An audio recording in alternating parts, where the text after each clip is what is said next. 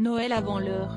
Ce mardi 20 décembre, les membres du gouvernement et autres collaborateurs d'Elisabeth Borne ont été conviés à Matignon pour le traditionnel dîner de fin d'année.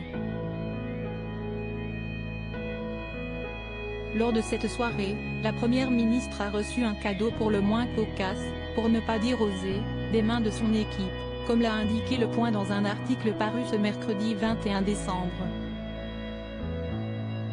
La chef du gouvernement a en effet eu droit à un maillot des Bleus, jusque-là rien d'anormal, sur lequel étaient floqués, en doré, les numéros 49 à l'avant et 3 à l'arrière.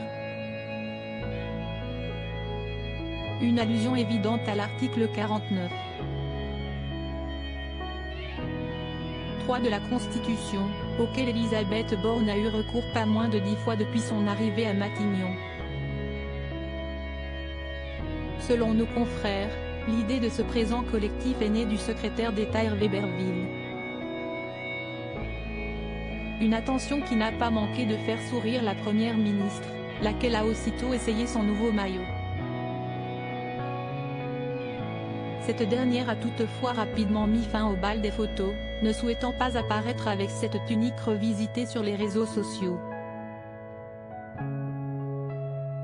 Selon les informations rapportées par Le Point, la locataire de Matignon aurait en effet demandé aux invités de cesser de prendre des photos, craignant que ces dernières ne fuitent sur les réseaux sociaux, et ne la fassent passer pour quelqu'un qui prendrait à la légère l'utilisation de cette procédure prévue par la Constitution mais dénoncée comme non démocratique par l'opposition de gauche.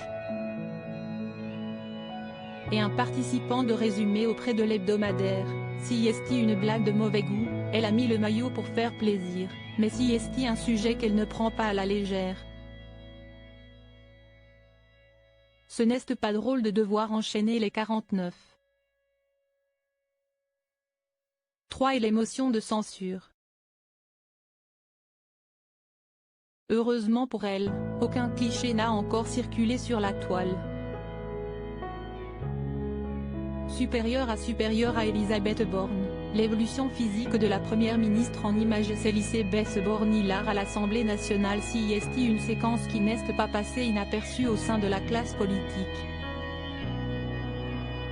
Pour faire adopter le projet de budget de l'État pour 2023 et la partie dépenses, la première ministre a déclenché un 9e 49. 3, le 11 décembre dernier. Si est un budget dont nous avons besoin dans les temps, au 1er janvier 2023, s'est-elle justifiée?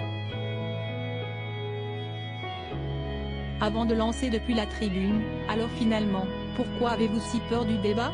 Une question qui n'a pas manqué de déclencher l'hilarité et les applaudissements ironiques de l'opposition dans l'hémicycle. Avec le sourire, Elisabeth Borne a poursuivi son propos, nous ne nous fuyons pas. Je vous rappelle que, sur le texte en première lecture, nous avons laissé, au contraire, les débats se tenir pendant plus de 50 heures.